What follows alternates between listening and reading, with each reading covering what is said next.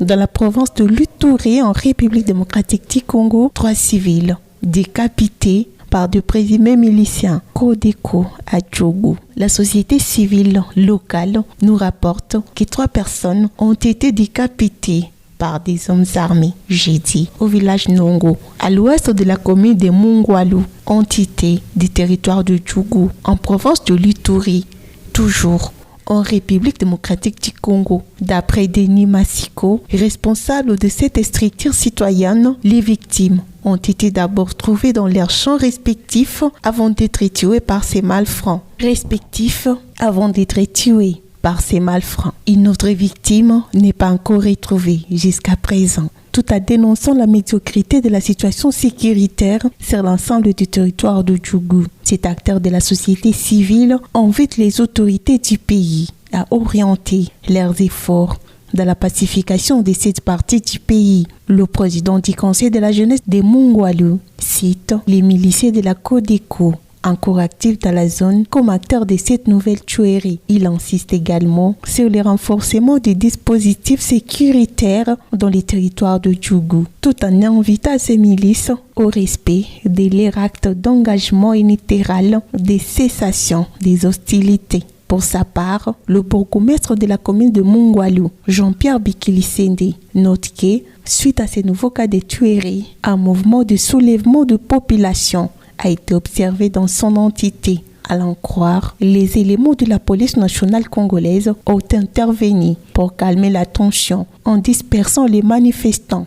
Pour la guerre du 23 qui persiste à l'est de la République démocratique du Congo, que le gouvernement congolais qualifie terroriste, les forces vives de la ville de Kindu, chef-lieu de la province du Maniema, ont marché ce jeudi 17 novembre pour dire non à l'agression rwandaise sous les labels du 23, mais aussi soutenir les forces armées de la République démocratique du Congo.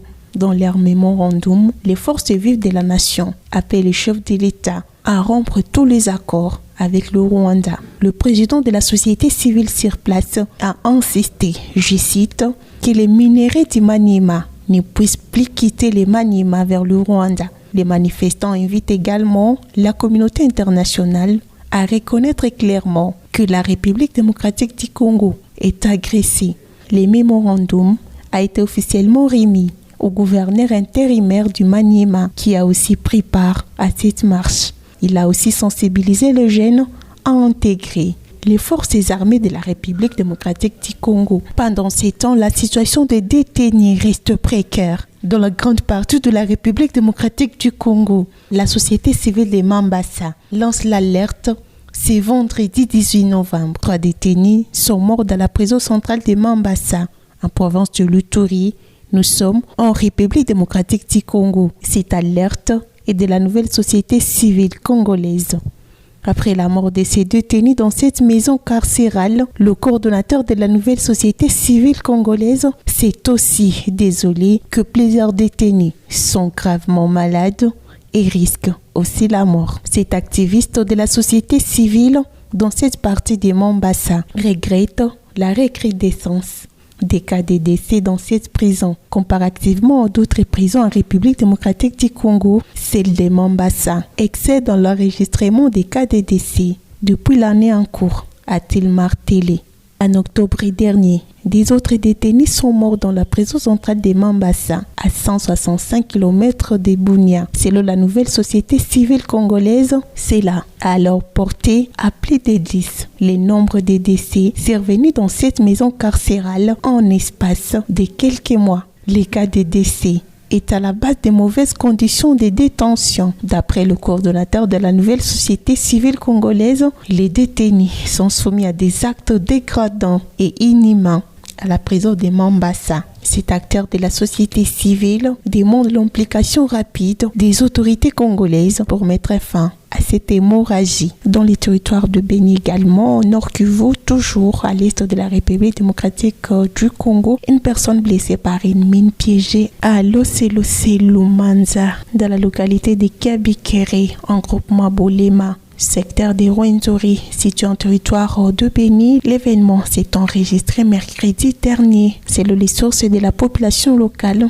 la victime était en train de faire ses travaux champêtres avant de piétiner serait une mine piégée par les ennemis de la paix. Le président de la société civile, noyant du groupement Mboulié, dans la chefferie de Batangui en territoire de Lubero au Nord Kivu, a été assassiné dans la soirée du mercredi dernier par les inconnus munis d'armes blanches. Le président de la coordination territoriale de la société civile de Lubero, qui annonce la nouvelle, condamne ces actes. D'après lui, les inconnus munis d'armes blanches ont pris d'assaut les domiciles de la victime dans les villages Kivale, au plus ou moins 15 km à l'ouest de Lubero centre. La situation sécuritaire à l'est de la République démocratique du Congo reste précaire pendant qu'on parle de la guerre du M23, soutenue par le Rwanda et l'Ouganda.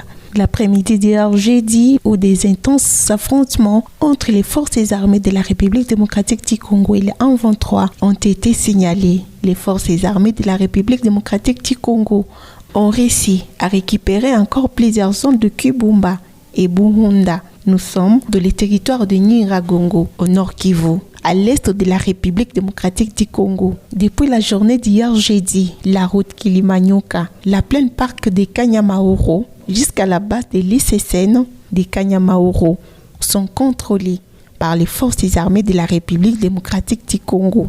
Selon les sources des populations locales, la même journée d'hier, l'ennemi a renforcé les éléments de la partie nord de Kiwanja à leur position. Suite à la situation sécuritaire dans l'est de la République démocratique du Congo, le président Félix Tshisekedi sera absent au sommet de la francophonie. Le chef de l'État congolais, Félix Tshisekedi, ne se rendra pas au 18e sommet de l'Organisation internationale de la francophonie. Les assises se tiennent en Tunisie et connaîtra la participation d'une trentaine de dirigeants, dont le français Emmanuel Macron. Au total, 89 délégations ont confirmé leur participation, dont 31 chefs d'État et de gouvernement et 7 dirigeants d'organisations internationales et régionales, selon les autorités tunisiennes.